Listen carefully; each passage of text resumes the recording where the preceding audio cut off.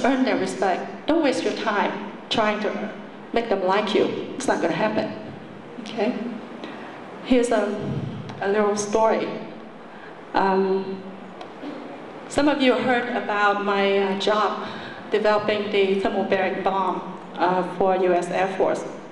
Of course, you didn't know all the story behind it, because here I am, a US Navy scientist, and I dare to come up with something for the Air Force to use. You know, there was some rivalry back then, but again, I overcame all of that, and we were very successful. But then after the thermobaric project, the 67-day project for Afghanistan, that's when President Bush, back then, President of the United States, made the decision to send American troops into Iraq. So then I got contacted by the US Marines because they saw what happened in Afghanistan, and so they wanted me and my team to help them come up with a different version for a US Marine weapon called SMALL. SMALL stands for Shoulder-Launched Multi-Purpose Assault Weapon. Those of you who see US Marines walking around Iraq, and some of you might see them with something this long and about this diameter, you know, they wear in the back. That's the SMALL, that's the launching tube for the SMALL, okay? So US Marines were been using SMALL, it's one of their weapons. But knowing that they're about to go into Iraq, they contacted me because they wanted to see if we could help changing the warhead of that SMALL into a thermobaric warhead. The current SMALL warhead back then was made with conventional explosives, so it doesn't do well inside bunkers or buildings in city. More to the point, they want to be able to shoot the SMALL through the wall into a building, for example, instead of having to shoot through an open window, which is what they had to do back then with the SMALL stuff. So they asked us if we could help them with that. So I had to take a team of engineers to go to this place. It's the Marine Warfighting Lab. It's a fact-finding mission. I need information, data, such as, okay, what does a typical building in Iraq looks like, in Baghdad looks like? How thick is the wall? Is the wall made of brick, concrete, steel? What is it? And what is the typical volume is what I need. Volume is what I need to calculate pressure and blast. So I need to know these facts. So I took my team of engineers to this place called the Marine Warfighting Lab. And they sent this Marine lieutenant to come and work with us.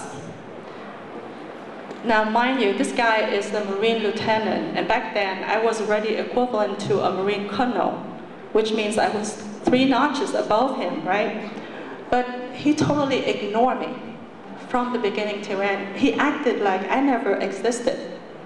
The entire meeting that we had, the first meeting that we had with him, he would look at my engineers and, oh, by the way, it just so happened that all the folks that I took with me that day were all white male, my engineers.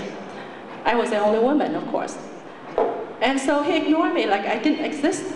I wasn't in the room, He was just talking to my engineers. It got so bad that even when he asked the question, and one of my guys didn't know the answer, so then he would turn to me and repeat the question, and then I would answer the question. And then this Marine lieutenant would follow up with another question, but the whole time he was looking at my engineer rather than me, like I didn't exist. So after that first meeting, and of course we needed a lot more meetings with this guy. We need to get the information out of him because he just came back from Iraq, so he knows a lot of things that I need to know. So when we came back to the ranch, sort of thing, I told my guys that, the next meeting, why don't you guys go by yourself? I think it would be best if I hang back. Because it's obvious that this guy didn't want to talk to me. It's obvious that he was prejudiced against me. He didn't like me, okay? I could choose to be angry. I could be indignant. Maybe I could call up his boss's boss, which is my counterpart, the Marine colonel, and complain about him. I'm sure I'll get him in trouble if I do that. But if you think about it, it's hard to accuse somebody of being prejudiced against you unless that person writes something, Because it's just an attitude. Sometimes it's a feeling that you get. more importantly, I had a mission. I wanted to complete that mission. If I let myself be the obstacle, because this guy didn't like me, so he will not cooperate, etc., I'm going to jeopardize the team's mission. And I care about our Marines. I wanted to come up with that weapon as soon as possible, so that when they go into Iraq, they would have a better means to save their own lives and come back intact. I don't want to delay the project at all. So if I go complain, maybe in the end I'll get my way, but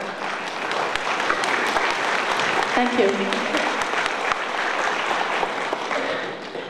So I told me guys, when you guys go by yourself, I'll stay home, so to speak.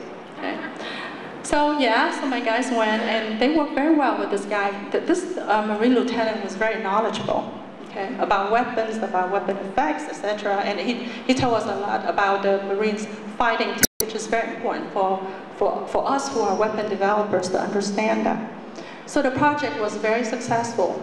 The Marines wanted us to help them build 1,100 small within 8 months. So if you walk back from the time, that really meant that I only had a couple of months to do the design, because the rest of the time we have to spend manufacturing, churning the small out, making them.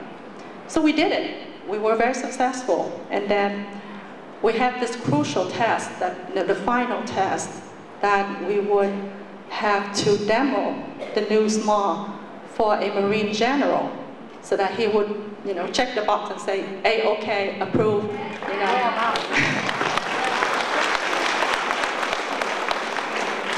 So we did the test. I was there with the Marine general, and we had this building built exactly by the spec that the Marine gave us. That would be a typical building in Iraq. And one shot of that small going through the wall in oblique angle, not even straight angle, and we designate the target. So, one shot and the building is gone. So the Marine general was very, very happy, to say the least. So then, we were walking back to the building, the headquarters. And when we got to the door, the general turned to the lieutenant and said, Lieutenant so-and-so, why don't you get Mrs. Duong her coffee? Here's the guy who completely ignored me from the beginning of the project. For the last 2 months, he succeeded in ignoring me, not acknowledging that I even existed, right? Now I had to go and get my coffee. That's sweet revenge, don't you think? Well, didn't I say that I don't take things personal? Well, maybe I do, sometimes. The thing is, I don't drink coffee. I didn't drink coffee back then. I hated coffee.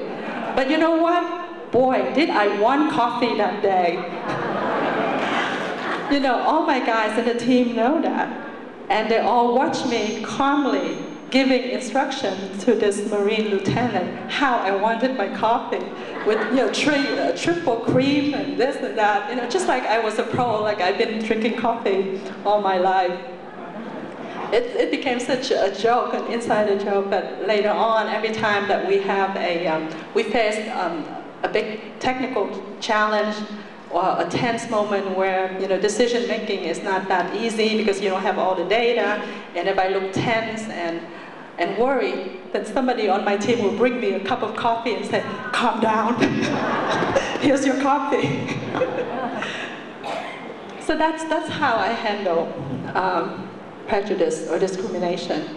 It might not be the best way, but it worked for me. That's how I could keep my sanity, so to speak. And as they say, really, the best revenge is just to do well,